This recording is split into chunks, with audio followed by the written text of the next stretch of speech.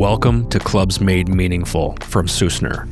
This is a show about building clubs that people love, where strategy, culture, and brand come together to create real belonging. Let's dive in. Today, we are talking with Sean Belyl, Client Development Executive at MembersFirst. We're going to learn exactly what that means here in just a bit. MembersFirst is a digital agency and a software provider that serves more than 400 clubs across the country. Sean and his team help private clubs bring their brand to life online through websites, apps, and all the digital tools that make it easier for members to connect, communicate, and belong to their club. He's spent over 2 decades in the club industry, including time in club management on the club side before joining MembersFirst 14 years or so ago, which gives Sean a really unique perspective and view of how these digital platforms serve and support both the operational side and the member experience. Thanks for joining us today, Sean. Yeah, thanks for having me. Tucker and Derek, has been awesome to be a part of your world. It's been great kind of seeing you involved in so many aspects of the industry over the last few years. So whenever I'm looking at, the attendee lists or the events that we're going to, when I see Susner and your name's on there, it's really fun to see. And I can always count on a few laughs while we're there. Yeah, likewise. It's you were the first, I think might have been the first person at one of our first conferences that we went to that was just like, hey, who are you? What are you guys all about?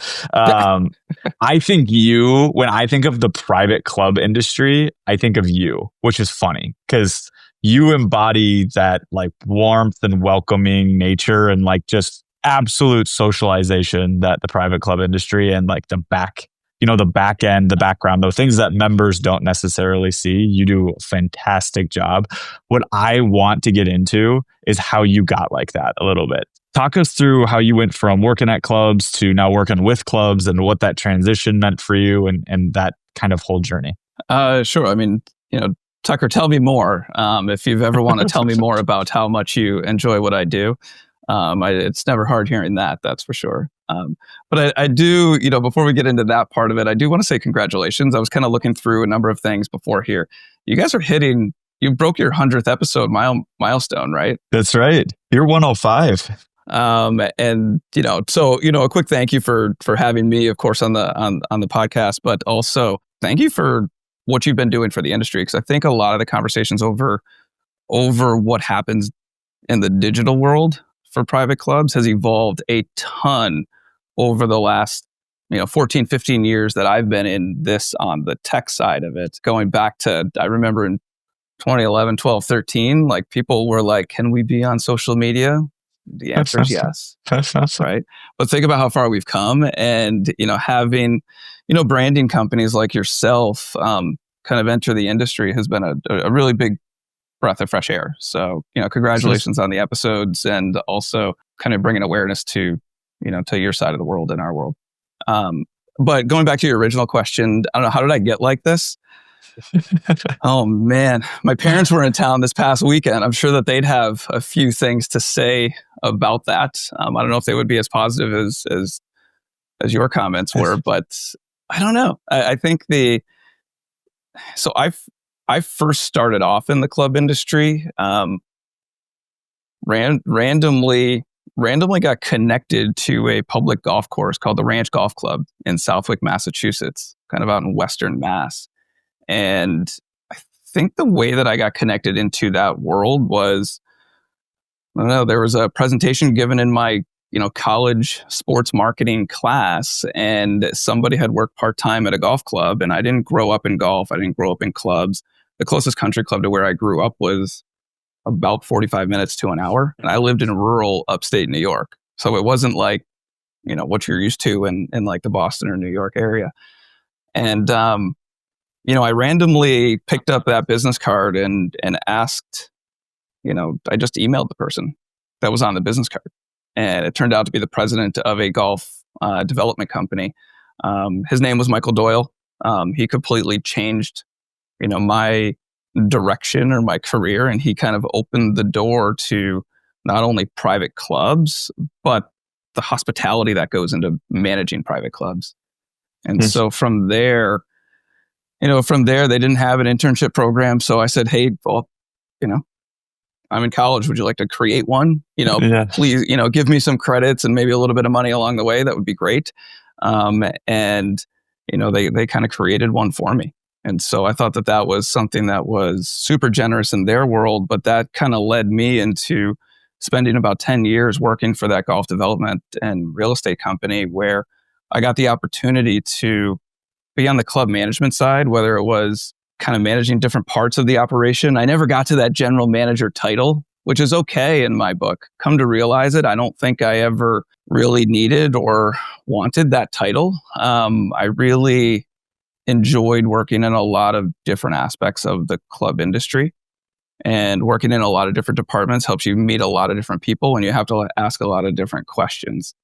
And that kind of sparked my interest in private clubs and being as curious as I could about the people that I meet, whether it's coworkers or employees.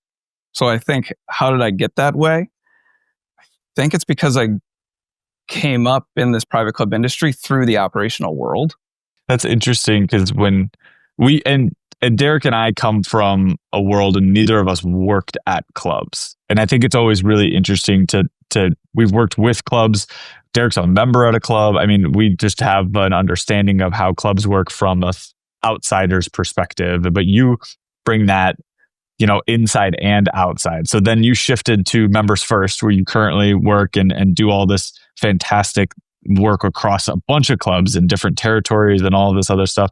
Talk about that today within your day-to-day, and kind of that shift from being at one club, really trying to build that out and work on that experience, to now you have to work across tons of experiences and different memberships and expectations and all of those different things.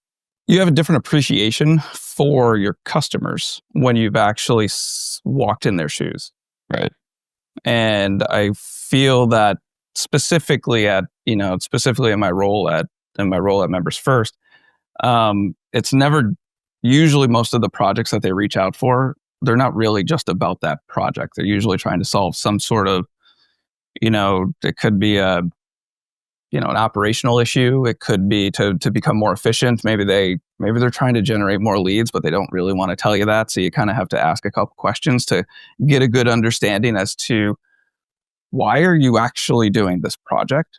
So having the operational background helps. It helps ask better questions, I feel. It's not just me at MembersFirst. If you looked up and down our roster, there is a number of former membership and marketing directors. There's former golf professionals. There's former caddies at clubs. There's a lot of people in our organization that have worked operationally in clubs.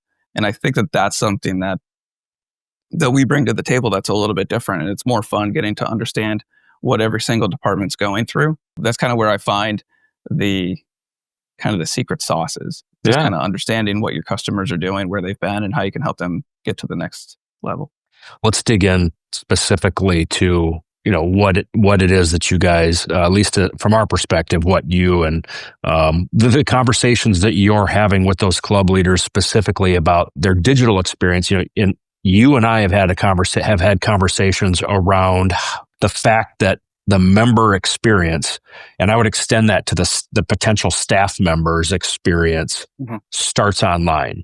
Before somebody ever visits a club, we did some research and came up with a number of about 81% of people that are currently looking to join a club visit the club's website before they ever set foot on property. And that then, for many of them, that will actually determine whether or not they do step foot on property. They will make a decision based on that first digital experience. So from your perspective, I know you're preaching to the choir, but for our audience, for club leaders, for club managers, for marketing directors and membership leaders, what, from your experience and expertise, what is it that first digital impression needs to accomplish? Right. When you join a club, that is it's not like the shirt that you buy, right? That's not a tangible thing that you purchase. The tangible piece of it is the experience that you receive as a customer, as a member, as an employee, as a guest who might only get to go to that club once. So I find that the overall digital experience really sets the tone for your team at a club to shine when somebody steps on property and you actually deliver that experience. I think when you can blend what people do their own research on ahead of time with what they actually experience I think that's the key. It's kind of like I've always looked at for better or for worse, I've looked at the digital experience like dating. More often than not, before you go on that first date, you've done your research on whoever that person is, right? And it might be through a friend of a friend or however you were introduced to it. But when you actually go on that date and that person lives up to that experience, you're like, oh my goodness, this was great. And you think very highly of the person who introduced you to that person because you're like, oh, they know me. They knew me, they knew that other person, and they connected us together. And this would be an incredible, lifetime together. Interestingly enough, my high school bully, which was my brother's best friend, introduced me to my wife. So he knew me enough to beat up on me in high school. Not really, but he knew me enough to say like, hey, you know what? This person is going to be a great fit for you. So I do relate that a lot to the digital experience because anytime you're talking to somebody or if you're a guest on a podcast, you kind of have to expect that person has already done their research ahead of time. Research component is part informational, but what you're talking about is transforming that information part of the research into a digital experience or content that actually inspires me to take that next step, that helps me get one step closer to belonging. So how do you help club leaders rethink their website so that it's not just content for content's sake or an about us page, but present it in a way that expresses their brand in one that now I do want to go on that first date? Well, I think that it depends on who you're talking to and when I say talking to, it's the customer, right? Who is the customer using that experience? And I usually break it down into three different areas, right? There's let's say the public non-member facing side of the component, right? We all know that once you click behind the login, then that's where you're engaging in the club that you've just joined, right? And there's a lot of different ways to do that through the digital kind of space. But if we're looking at kind of the public side of it, I look at the three users that I think of the most. One is your potential members. Two is your guests or your friends of members who might be playing in a member guest or something like that. People who potentially will never join your club, but will hopefully speak great things about you afterwards. And then also the people who are going to work at your business. I think a lot of times clubs forget about how great of a place they are to work and that people have a lot of choices, right, as to where they work. And I think that your digital experience kind of helps the member know that they're going to be a part of a great community. And then the employee will also know that they're going to be a part of a great community because you need great employees in order to deliver that great experience for members. And I'll use one example kind of on the customer side of it where it's the employee, right? If I'm searching for a new place to work, do you have dental insurance and all the other stuff that are, is kind of obvious? Yes. But how do you outline that? Right? Do you just have a bulleted list of 3,000 benefits that you have and you expect the person to read through it? Potentially. What we're seeing when people are transforming the digital side of things, especially on their website, is they're showing how the club is an employer of choice within the community. And it could be anything from, hey, do you have an employee fund or a scholarship fund that potentially will pay for a portion of my children's college education? Well, you know what? You just want to level up in my book, right? And, would I want my child to work there through high school and college and potentially gain a scholarship from the club that they're working at? Yeah, I think that that's really great. If I'm a parent and I'm working there, you know what? I see that they're not just taking care of me as Sean Belyl, the employee, but they're taking care of the Bleyl family. So that's really important. How do you show that culture from an employee perspective online? I think you do that by letting people kind of take a peek behind the curtain and find out what it's like to really be there. Right. Right. And who you're for. And when you get to that kind of conversation with you work with committees sometimes, and you work with, the membership directors and marketing directors and communication directors, and that membership is an intangible thing that you are selling. And to get that across as, what we sell is two parts. We sell access to facilities, which is the tangible thing that you might want out of this. And then you sell belonging. You sell the intangible nature of being a part of a community. You can't really put a price on that. That's what memberships try to do, right? A club puts a price tag on and just a hard thing to price. When you look at doing that for communications, and I think we're kind of honing in on website, but I'm thinking broader. When you think about digital communications, you think about the digital experience. How much of a challenge is it for people at clubs to think outside of their tangible assets, where we don't spend all day talking about how many holes are the golf course and who was the architect of the golf course and things like that, versus how do we showcase that lifestyle? How do we get membership directors to think more about the things that you can't see and feel, but you can or you can feel them, you can't buy them, they're not tangible? I think it's asking the right questions. There was a project I was working on in Florida, and there was a real estate component to it, which makes it even more fun, right? Because the committees that we were working with, they kept on asking about we just want to look better online. We want to look better online. I'm like, well, okay, well, doesn't everybody, right? I don't think that there's any club out there that says, hey, I'm going to do a redesign of my website to look worse, right? So let's take that off the table. I know that that's a goal for everybody, whether you've redesigned in the last year, 2 years, 3 years, or 10 years, right? The goal is to look more current, right? But drilling into, and it took a collective effort from other committee members, our team at MembersFirst and the membership marketing director, the general manager, it was like we were all huddled in a room, and it come to find out somebody on the committee finally was honest, and they said, we need to look better online because I want my home value when I sell my home in 3 or 4 years. Yeah. I want my home value to be as high as possible, right? And so when other people were looking at the community, that committee member was like, hey, if we're not looking good online, right? They're looking elsewhere, and potentially that is lowering the home value or the perception of what my home is worth within the community. And so we took that and we drilled in a little bit deeper, and we said, well, one, take your home aside, but why did you join? Right? And then you start getting the members or why did you select XYZ club to work at, right? You start getting to the real reasons why they're doing the projects. And then that actually, I think that allows people to think differently about how they look and feel online in the digital space. And I think once you can get over the hurdle of those questions, then you start having people look outside of their comfort zone when they're reimagining their digital experience. And I put the website in as the core hub of the digital experience.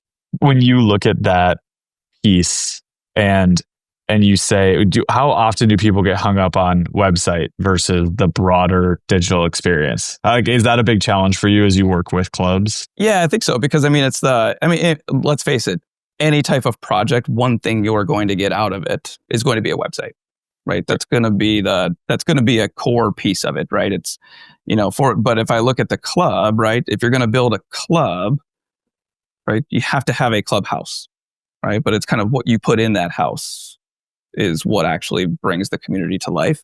So it's a little bit of a hurdle in our world, because I'll get people who will reach out and they'll say, hey, we need a new website. And come to find out, when you drill a little bit deeper, they actually need more than just a website. Right. Right. The symptoms. Yeah. Yeah, exactly. And so, I look at, even breaking down some of the, the projects that we help clubs with, right? There's 3 major areas that we see happen as a part of a project, even if it starts out with, hey, we just need a new website. Usually there's the online engagement component. How are people going to interact online, whether it's the public non-member side of it or the behind the login, right? How are they going to engage? How are my customers going to engage with me digitally? The other part is getting into kind of the marketing world where you're either, helping bring a brand to life. So like, let's just say your team is building a brand for a club. Well, how do you eventually bring that to life online and then keep that moving forward? Or it could be just helping people generate leads, manage leads, and kind of onboard those members as soon as they become a member of the club, right? Those are kind of some areas that I find come up as a part of project conversations. But let's face it, like websites, they don't come with videos and they don't come with words, right? And so I feel like the creative assets complement the design. And so if you have the best design in the world, but you have awful photos and videos and copy, you could kind of miss that mark. Yeah, it's the clubhouse with terrible interior design. Doesn't really have the same feel to it than a clubhouse that also has great interior design. If you say, we have a great structure here, well, structure only does so good if going into that structure isn't that pleasing to you. Yeah, in some cases, I'll work with clubs though, and they'll. Some people will say, "Oh, well, we're super exclusive. We don't need this." Right. And my response usually to that is, exclusive has a different definition for everybody. But I find what clubs truly deliver is just an experience, right? And it's an experience through amenities. Right. But I think what people are purchasing when they're becoming a member is what is the experience I'm going to have? And not only just me as Sean Belyl, but my family. There's nothing better. My family joined a kind of swim tennis that has everything but golf club in my community. And there is nothing better than hearing my 5-year-old who kind of can't pronounce the club that we belong to, which is kind of interesting. So it's funny. But there's nothing better than saying, "Hey, Dad, are we going to the club this weekend?" Absolutely. Yes. And like literally they've got my dues for the next 3,000 years because of that. But I think those are the moments that clubs create in person.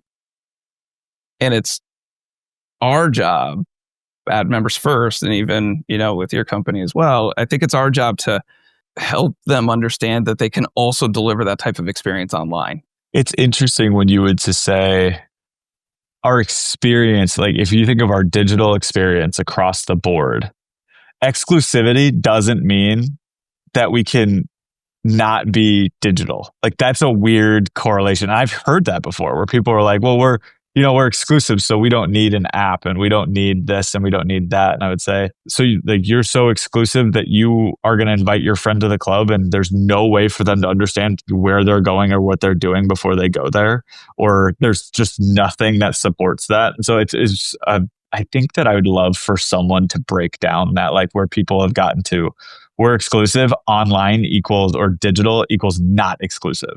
And so I don't understand that. Have you ever cracked that code? I don't have a boat, but I'd buy a bigger boat if I could crack that code. That's for sure. I think I haven't really cracked the code, but I've had a couple of conversations with membership marketing directors, general managers, committee members, whoever it is, right? And primarily at MembersFirst, we're working a lot with either the kind of the membership or the communications committee, the IT committee, kind of in that realm. And I think the key to breaking the code is different for every club. And there was a club in Florida actually that was really interesting because the membership and marketing director had asked me to join a committee meeting, and she had said they are just drilling and grilling me on the layout of my email. I'm like, okay, well, send me a couple of your emails. Let me take a peek at what you're doing. Let me take a look at what those pieces are, right? And, no, that's not necessarily a website project, right? But all that content that's in the email also lives on their website and lives on their app, right? So there's some efficiency there. But, the layout wasn't bad, right? Could it have been tweaked? Totally. It was probably a little bit longer than it needed to be. But when we got into the committee meeting, and I thought this client was going to fire us on the spot because I had said, what we realized was that it wasn't the layout It was that their content was boring. And so the way that we got to that answer was I started asking the committee members, well, what emails do you get in your inbox on a regular basis that you love? And still to this day, one of the emails that they mentioned, I religiously follow it now. It's a Boston-based satirical newsletter that goes out on the daily. And it was funny because that newsletter that she gets every day in her email that she loves was the same exact format as the club's newsletter. The only thing difference was that she had eventually come around and said, this one just makes me laugh. Right. And so that struck a tone with me. I was like, oh my goodness, who doesn't love laughing? Right. And I'm not saying that you need to have, be as funny as possible. Right. There are some times where you don't need to be, but those are the things that were speaking to them. And that was a digital experience that helped them realize it. So all they had to do, they didn't really have to tweak the format. They just had to tweak the content. One of the things that we haven't gotten into with you yet, but that we try to navigate, or not try to, we have to navigate is the differences in the generational gaps in the demographics of 40-year-olds that are joining clubs and say the 80-year-olds in those communities in Florida that you talked about that both love their club, but they're going to see this technology differently.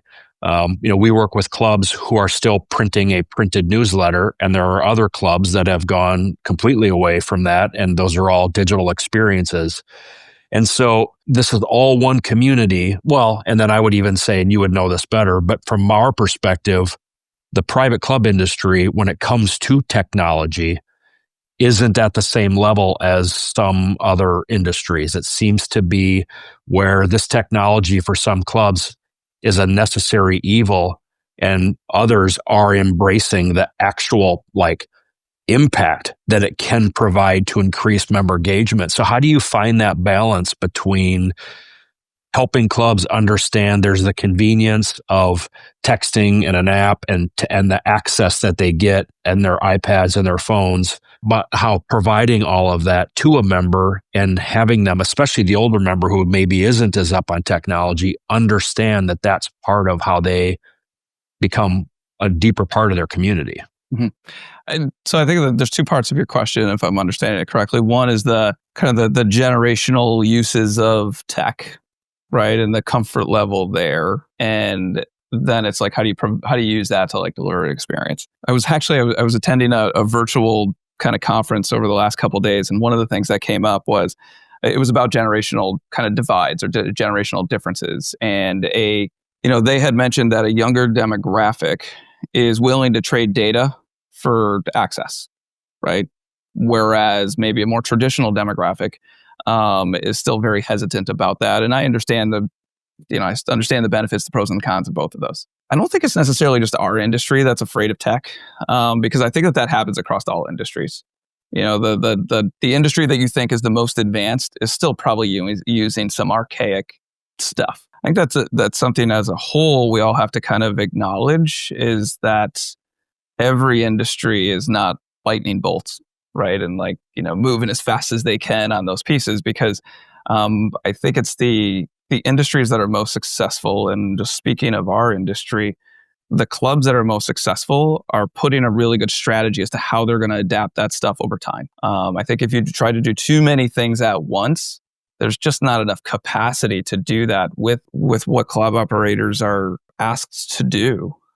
There's just not enough people, not enough time. So one, you can use the tech to create some efficiencies, within your own team, but also you have to go a little bit at the pace of your members, but also the pace of your staff. For example, I've got a couple clubs who, one of the first questions out of all professionals' mouth when they're asking us about our tee sheet is going to be, well, can we use this on an iPad at the first tee? And I'm like, technically, yeah, you can. I said, but is your team ready for that?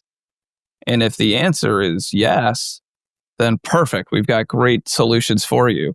If the answer is not yet, we'll treat that project a little bit differently, because we'll not only want to introduce the tech, but we don't want to overwhelm the staff, because then if the staff is overwhelmed, then ultimately they're not going to provide a really good experience. So I think there's a lot of pieces built into that question.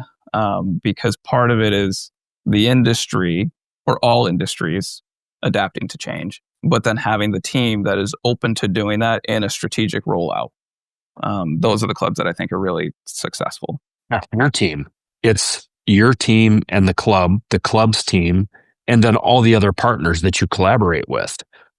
People like our company or architects or other consultants, other creative firms, all to help make sure that that digital experience is aligning with the club's vision, giving them the tools, like you said, the right tools at the right time when it makes sense. You partner with a ton of other companies, even between MembersFirst and Jonas.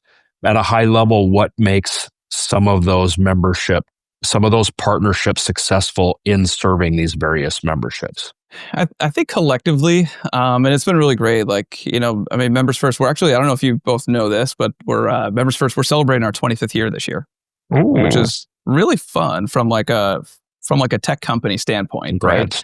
And then we're also celebrating this year at the same time 10 years of being a part of the Jonas Software family of brands, right? Wow. And within that family of brands, we have so many different, pieces of our products and services that actually, touch a client's operation or are involved in delivering a member experience. But what I've often found is that you're not really partnering with products, you're partnering with people. It's those people that actually help bring those products to life. That I think is the key to a successful implementation, right? Understanding that sometimes you have to kind of burst a little bit of a bubble when somebody reaches out on November 7th and says, hey, I'd like a new brand, a new website, a new this, a new this, and a new that, all by April of next year when the golf season starts. Sometimes it's up to the partners to say, I would love that too. But you're not going to be successful if you try to cram, what may be a 5, 6, 7, 8 month project into 4. Right. Right. So I think that's the piece that I would want from one of my partners. Mm. I would want them to say, hey, love what you're trying to accomplish here. Let's think about how to roll this out successfully, not just how to roll it out. How often do you see that? We talked earlier in this when you say a lot of people come from the club industry and then work for the club industry, meaning they've worked at a club and now they work for a bunch of clubs in a consulting fashion or service fashion. How often do you see it where you get someone who's worked at a club and their entire career is about making the impossible possible for a group of people? And now they're serving clubs for a living. And now they're trying to make the impossible possible for clubs instead of for the members specifically. How did you see a correlation to that ever? Yeah, I think that, for companies like all of ours, I think any company that is servicing a hospitality vertical, that's a really hard place to be in, because ultimately, what's the age old thing, I forget what, Tucker, you're going to help. You ask a question and the answer is yes, but wait, what's the question? What is that? I messed that up, but what is that saying? Do you know what I'm saying on that part of it? Yeah, the answer is yes. Now, what was the question? Yes, right. And so I think that's the hardest part for anybody servicing the hospitality like vertical or any industry like that. For the people on our end of it, like I look specifically at our client services managers, right? Every account of ours gets a dedicated client services manager, right? Sure. They might have me attached to the account, but they'll also have that day-to-day person. And some of those people are coming from former users of the system. And the calls and the meetings that I've been on where I just sit back and I'm just in awe is that when a client is asking a client services person to help them with something, the answer isn't just, yes, it's fixed. It's, yes, but what are you trying to accomplish here? Sure. Right? And then they have that relationship, they open that up and they're like, oh, now that I know what you're trying to do, here might be a better way to do it. So I think it comes from asking that simple follow-up question. And if you have that operational knowledge, you understand what they're trying to accomplish, and you might be able to help them get there a little bit quicker than just fixing potentially something that wasn't working properly. Right. When I think of we talked about generational things. We talked about shift. We talked about, working with other people. What trends or innovations are you excited about as you think about the members digital experience, and you're saying, God, I'm really excited. This might not be perfect for clubs right now in certain areas or whatnot, but as we keep moving forward, digital changes all the time. So I think that's a big thing for people to keep on top of. What are you excited about? What do you think is coming down the pipeline? I'm excited about the conversations that I enjoy the most with a lot of our clients are one, when they're thinking about their projects in advance. I'm working with a club right now that they are getting ready to do a renovation, and they're thinking about how are we going to communicate that to the membership, right? The members might be, putting up 5, 10, 50, $90 million, depending on what part of the country. And so clubs that are reaching out to us now, the conversations that I enjoy the most are the ones that are saying, hey, we have this coming up over the next year, 2 years. Like, let's face it, what the club's strategic plan is from a physical standpoint, right, well in advance. And so when the clubs are thinking about those conversations ahead of time as to how it's going to impact them digitally, those are the things that I get excited about, is that people are thinking about the digital experience more and more these days. And when I say digital, it could be the web component, but I also think about member communications. They're thinking about how can we communicate this amazing thing that we're doing for the members, because it's going to be disruptive. And right. those clubs that are thinking about that well in advance of when they put the shovel in the ground, that's been exciting for me, because I would say if we go back a couple years, it was, they'd reach out to us for a project and they'd be telling us about the renovation. I'm like, oh, that's exciting. When do you expect to open the doors? When do you expect to break ground? And they're like, we broke ground a month ago. I'm like, oh my goodness, you're just starting to think about that communications plan? So the things that I have seen over the last few years, which has been really exciting, is that clubs are reaching out to us a lot further in advance to plan how to strategically roll out these experiences. And that's exciting, because if we look back a number of years ago, that probably wasn't the case. Right. I've always thought, and that I am relatively new in the club industry, right? 4 years I've been working with clubs on various projects and whatnot. I'm still shocked that strategic plans don't include communications. The majority are, facility plans. That's really what they are.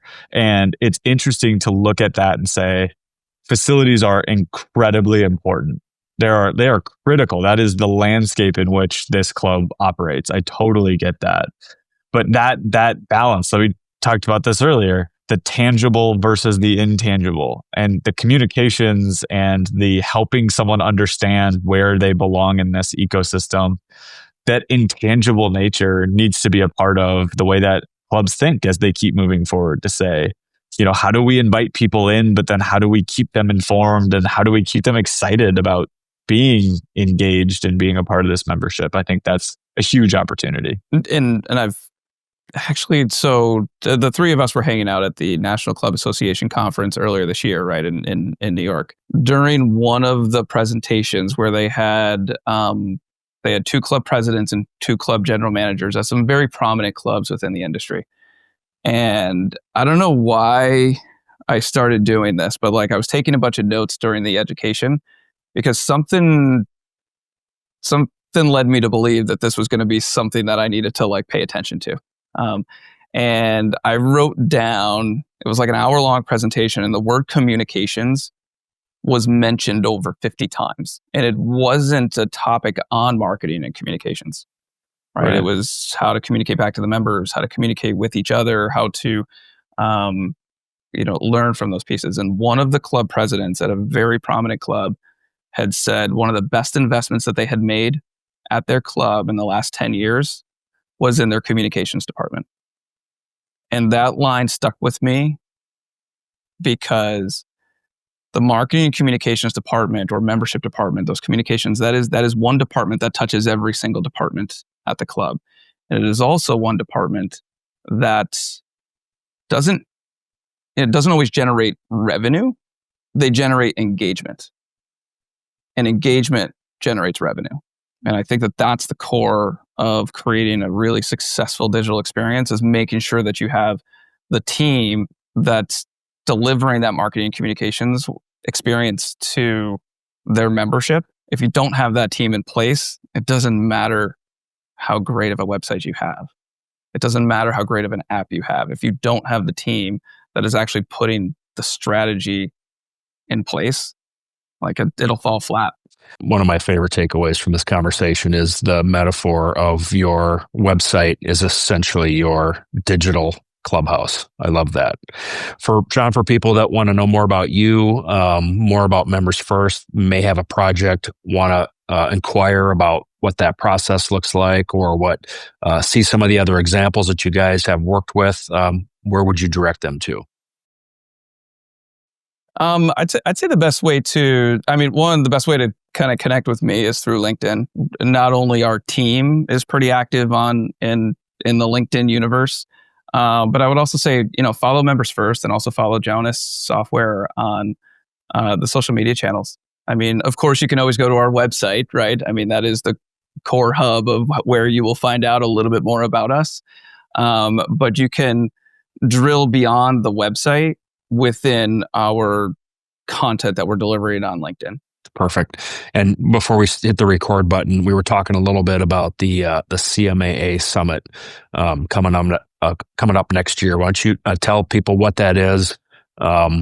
People in the industry that are listening to this, give them just a little nugget about that and where they can find out more information about attending. So yeah, the National CMAA Communication Summit is we were all chatting about how much time we spend on the road, right? And the National Communication Summit is something that Members First and Jonas Software have been involved in for the last few years as one of the premier sponsors of that event. But we've also been involved as an organization since they started back in 2014, when there was like 10 to 12 people that were a part of that original group. Now that event has grown, 10, 12 years later, into an event that sells out every year. There's usually 130 to 150 people that attend that event, and they're all membership marketing and communications directors. This year, I'm super excited because I get to wear a cowboy hat, because this year it's going to be in Nashville. I believe it's in early April, just after the Masters, April 13th through the 15th or 16th. Perfect. Awesome, Sean. Thanks for joining us today. Make sure you wear boots with the hat. I think the boots are just as important. You've given us a ton to think about. I mean, I think I know the digital world really well, but I think even just having this conversation has given me an even better perspective when it comes to providing this sense of belonging to members and the different ways and tools that we implement that. And that's not just for members, that it's for the staff and the team too. Yeah, thanks again for having me. Certainly enjoy listening to your podcast, and look forward to collaborating with you on a variety of other things moving forward. Awesome. Thanks for listening, everybody. Till next time. Cheers. Thanks for listening to Clubs Made Meaningful. At Susner, we help private clubs build brands that create belonging. If this episode resonated with you, please share it with someone in your club world. And until next time, let's create something worth celebrating.